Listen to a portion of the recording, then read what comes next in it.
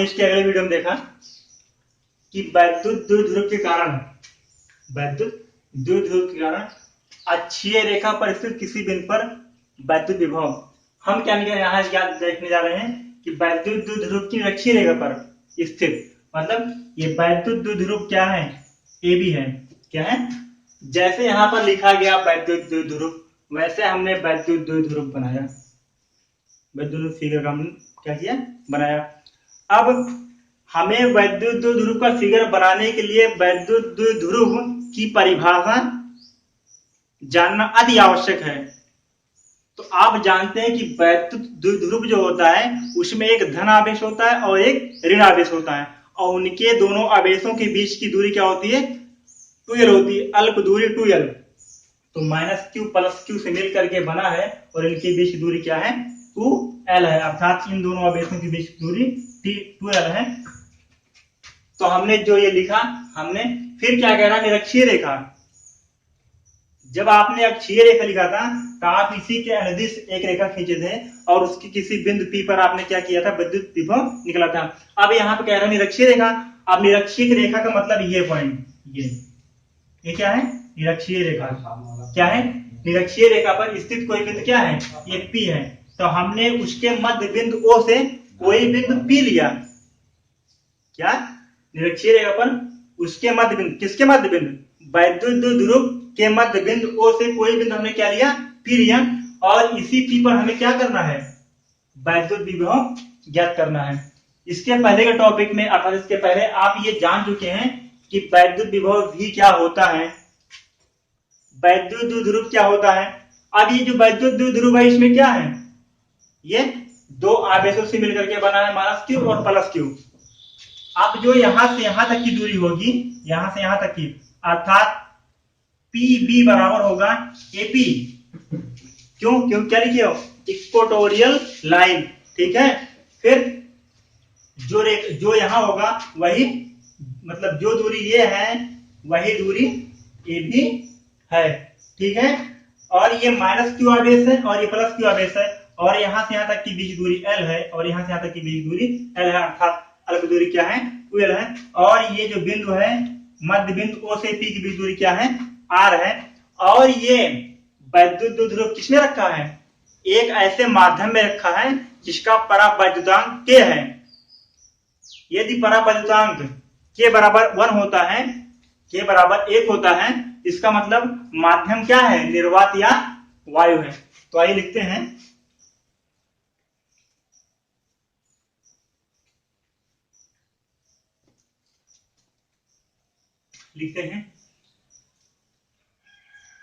माना बिंदु P वैद्युत द्विध्रुव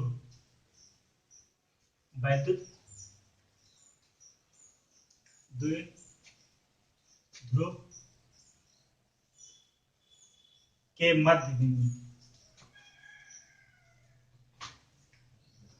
बिंदु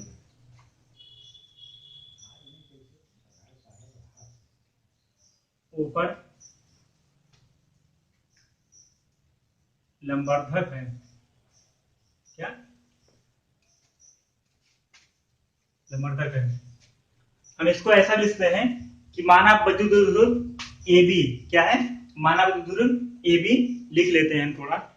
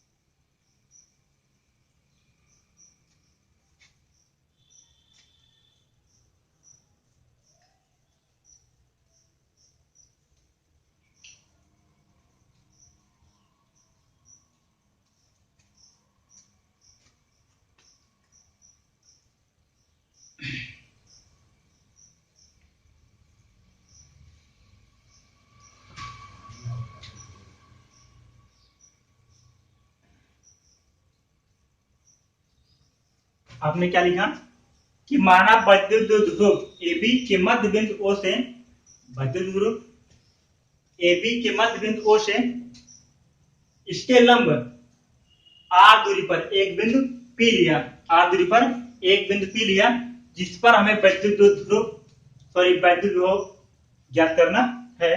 तो आइए देखते हैं वैद्युत द्विध्रुव के प्लस Q आवेश के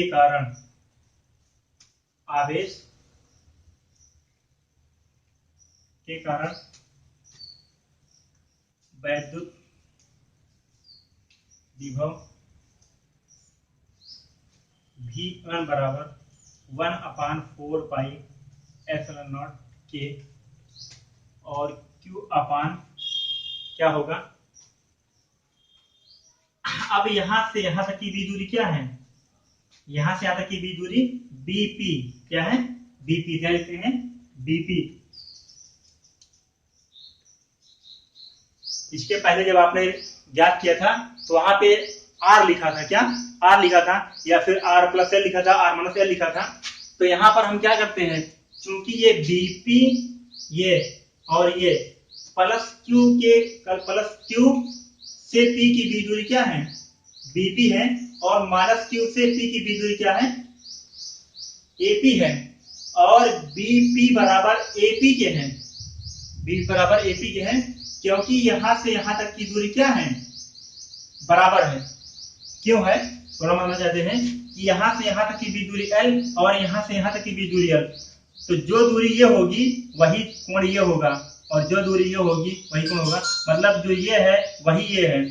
और यदि ये दो क्या है, लंबवर्धक अर्थात ये लंब है, तो जो ये होगा वही ये होगा, इसके सामने जितनी दूरी होगी उतनी दूरी ये भी होगी। हम इस त्रिभुज के नियम से भी जानते हैं, जो बच्चे मैथमेटिक्स पढ़ते होंगे उनको पता है कि यदि ये 90 अंश अर्थात क्या है, ये लंब अर्धक, क्योंकि हम लिखा है लंब अर्धक, मतलब कि 90 डिग्री।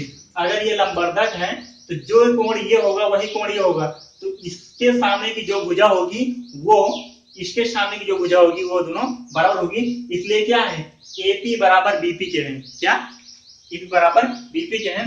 इसी कारण इसलिए लिखेंगे कि अगला पॉइंट लिखेंगे वैद्युत द्विध्रुव क्या, द्विध्रुव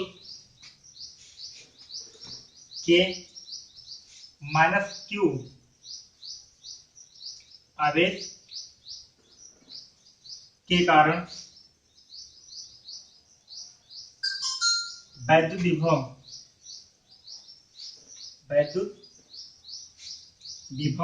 V2 बराबर क्या होगा, V2 बराबर 1/4 pi epsilon not K into minus Q upon AP ऐसा होगा। चूंकि क्या है, अब यहां से लिखते हैं परिणामी विभव भी, चूंकि इनके बीजगणितीय योग के बराबर होंगे, जो इनका परिणामी विभव भी है वो इनके बीजगणितीय योग के बराबर होगा। क्यों होगा, बिंदु P पर परिणामी विभव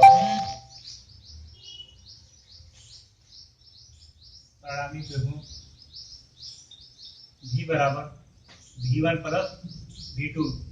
अब हम क्या करेंगे, जो हमने V1 और V2 का मान निकाला है उसको रख करके हम ऐड करेंगे। V बराबर हो जाएगा 1/4 pi epsilon not K Q अपान क्या, Q अपान BP माइनस, क्योंकि ये माइनस यहाँ चला जाएगा तो हो जाएगा, हम लिखते हैं एक बार 1/4 pi epsilon not K minus Q upon AP। तो V बराबर क्या हो जाएगा 1/4 pi epsilon not K Q upon BP minus 1/4 pi epsilon not K Q upon AP क्या है ये माइनस यहाँ पे आ जाता है। तो हम देखते हैं, चूंकि लिखेंगे AP बराबर BP, अर्थात यहाँ से यहाँ तक की दूरी BP बराबर है AP के। क्यों है? क्योंकि ये लंबवर्धक है। क्या है? ये लंबवर्धक है। जो एंगल ये होगा वही एंगल ये होगा। तो इसके सामने की भुजा जो ये है, इसके सामने की भुजा ये है, दोनों क्या हो जाएंगे? आपस में बराबर हो जाएंगे। तो हम लिख सकते हैं यहाँ से V बराबर 1/4 पाई एप्सिलॉन नॉट के Q upon AP minus 1/4 pi epsilon not के Q अपान AP। अब आप देखते हैं ये प्लस और ये माइनस आपस में क्या हो जाएंगे? कैंसिल हो जाएंगे। यहाँ से V बराबर हमारा क्या आ जाएगा?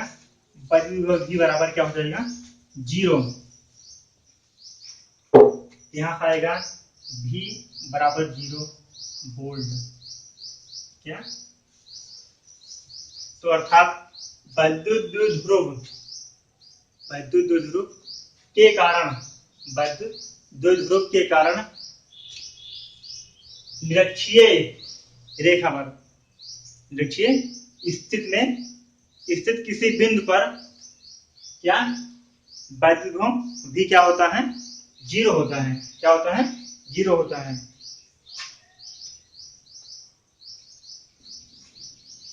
हम लिखते हैं, अतः निरक्षीय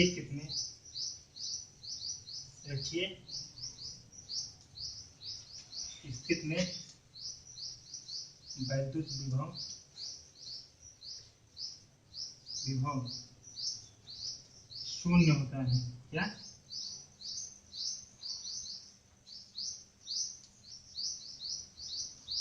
शून्य होता है, परंतु तीव्रता नहीं।